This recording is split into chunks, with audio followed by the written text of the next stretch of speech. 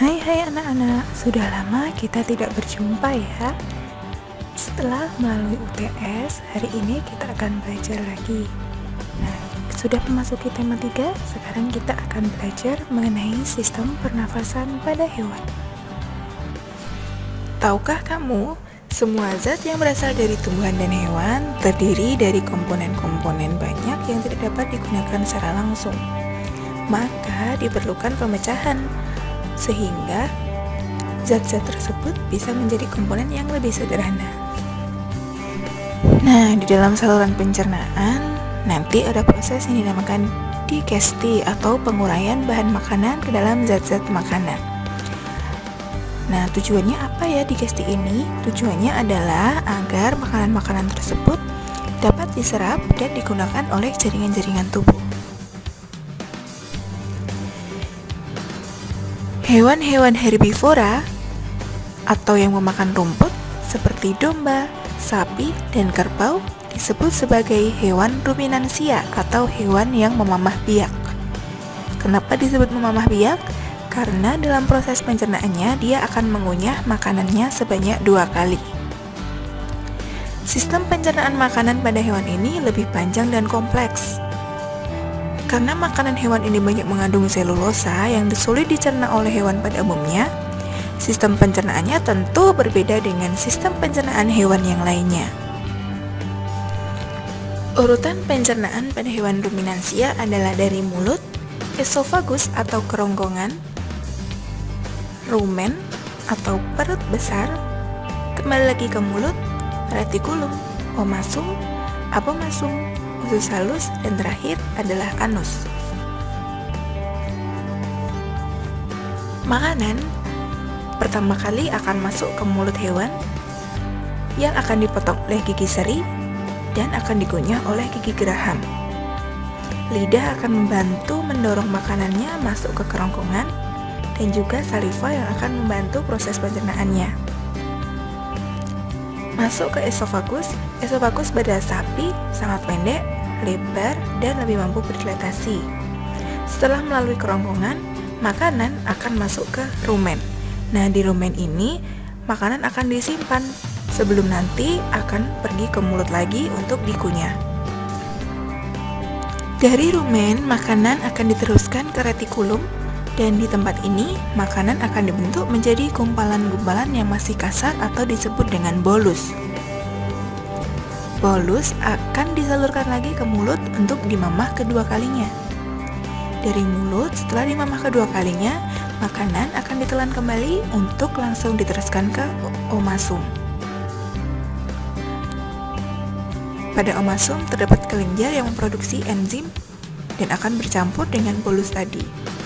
Akhirnya, bolus akan diteruskan ke abomasum, yaitu perut yang sebenarnya di tempat ini masih terjadi proses pencernaan secara kimiawi oleh enzim. Nah, hewan-hewan seperti kuda, kelinci, dan marmut tidak memiliki struktur lambung seperti pada sapi untuk fermentasi selulosa. Oleh sebab itu, pada hewan-hewan tersebut biasanya fesesnya akan kering. Hewan unggas atau aves memiliki pencernaan monogastrik atau perut tunggal yang berkapasitas kecil. Unggas mengambil makanannya dengan paruh, kemudian terus ditelan. Makanan tersebut disimpan dalam tembolok. Kemudian akan masuk ke lambung di bagian lambung yang kedua, yaitu empedal. Nah, di empedal ini akan terjadi penggilingan sempurna hingga makanan tersebut halus. Dari empedal, makanan akan bergerak melalui lekukan usus yang dindingnya mengeluarkan getah usus. Unggas tidak mengeluarkan urin cair, sehingga urin tersebut akan mengalir ke dalam kloaka dan dikeluarkan bersama-sama dengan feses. Itulah kenapa feses pada aves berbentuk cair. Nah, saluran pencernaan pada aves yang relatif pendek ini digambarkan pada proses pencernaan yang cepat atau proses pencernaannya terjadi kurang lebih hanya 4 jam saja.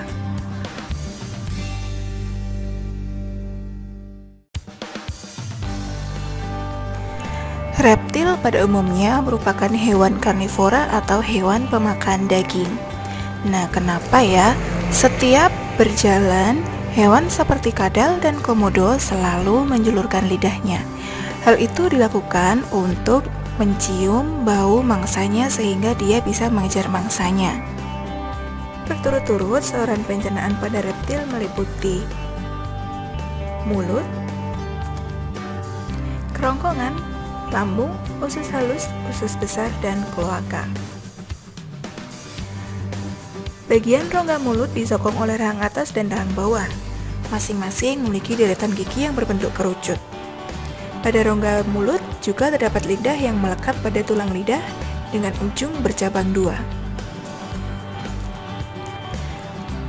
Dari mulut, makanan akan masuk ke kerongkongan, kemudian akan masuk ke ventriculus atau lambung.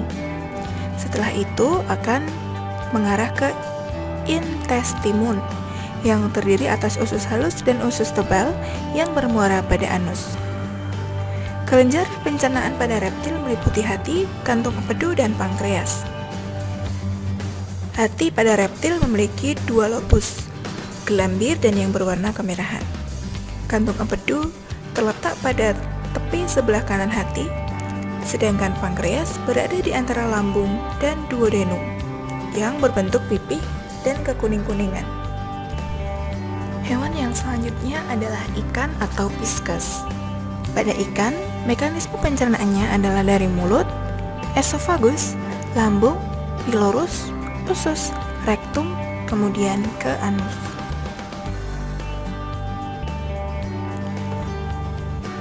Di dalam rongga mulut terdapat gigi-gigi kecil yang berbentuk kerucut. Kemudian lidah pada dasar mulut tidak dapat digerakkan serta banyak menghasilkan lendir, tetapi lidah ini tidak menghasilkan ludah. Dari rongga mulut, makanan akan masuk ke esofagus melalui faring yang terdapat di daerah sekitar insang. Esofagus pada ikan berbentuk kerucut, pendek, dan terdapat di belakang insang. Bila tidak dilalui makanan, lumennya akan menyempit. Dari esofagus, makanan didorong masuk ke lambung. Lambung pada umumnya membesar dan tidak jelas batasnya dengan usus. Nah, dari lambung ke usus ini tadi, keluarnya makanan diatur oleh yang namanya pilorus.